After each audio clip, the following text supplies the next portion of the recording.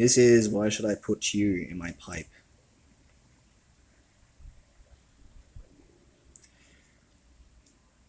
Ultimately, as people, we are products.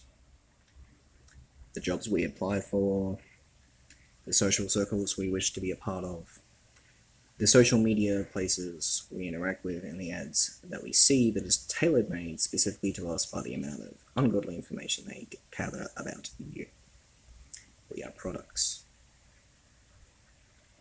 So why should you invest the only real currency you have, which is your precious time, to listen to what I have to say? Are you a perfect thinker? No. There is no such thing. Are you saying you have a perfect photographic memory so you speak the ungodly gospel truth? The gods are dead, all we can do is make them proud. And no, I am not a god, I am not a prophet. There is no such thing as fucking perfect memory. It is subject to change because, without getting into a rant here, you don't remember your memories. You remember remembering your memory. And that is a fucking tongue twister. Every time you remember something, you are remembering the last time you remembered it. And every time you remember something, you go to the previous time. Which eventually, yes, does, solidate certain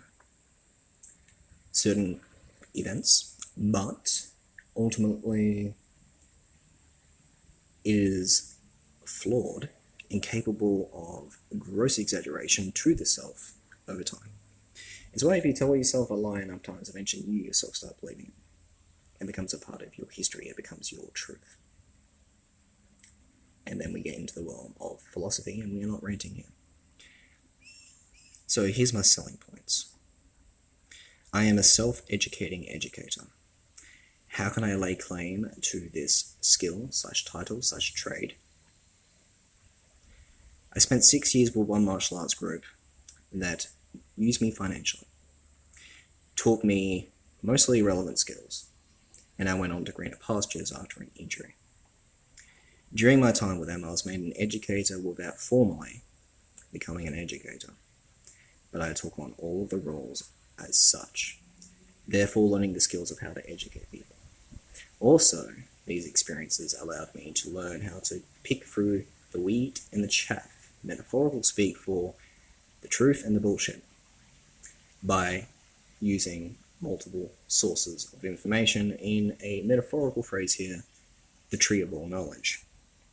No one man can possess all the information on the tree of all knowledge, and not all knowledge in the tree of all knowledge is true. But you can discern what is by comparing fruits. If you can follow that metaphor, congratulations, you have the intelligence above that of a 4th grader. Not a lot of people have. That's actually the honest truth. Even some academics, apparently. Now, I've walked across 2 deserts, with nothing but a backpack on my back, over enough period of time that my body has a permanent muscle memory that if I start doing that again, I am capable of doing it. Motherfucker, I can walk across deserts. I have slept in a forest in snow, on the sides of mountains at high altitude, low oxygen. I have been to sea multiple times in various depths, and I can tell you one thing, I get my sea legs pretty fucking damn quickly. I don't like taking off, but I love flying. And because I know how to rationalize fear, I knew the only way to get over my fear of flying was to fall. And my evil monkey brain made me fall in the worst way imaginable to get me over my fear of falling. I jumped off a fucking cliff and didn't realize I was jumping off a cliff. I'm no longer afraid of heights. I lived through that. I want to do it better. Give me a parachute. I'm a strong swimmer, and if I were to get off this product here, I can train my lung capacity to be impressive. I'm not a fast swimmer, but I am a strong swimmer. I'm capable in one fucking hell of a lung capacity because that is something I trained. I came from an abusive home where the family wants to admit it or not.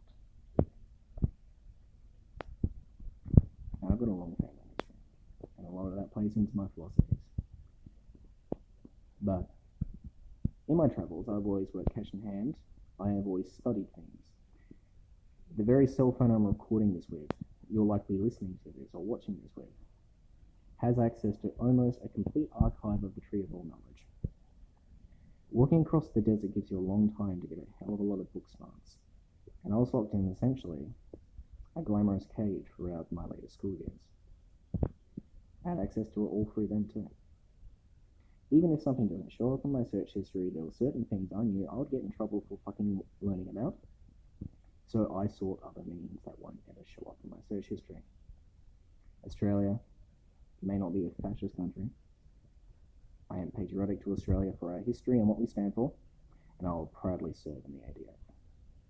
But we do have some fascistic laws when it comes to ratings.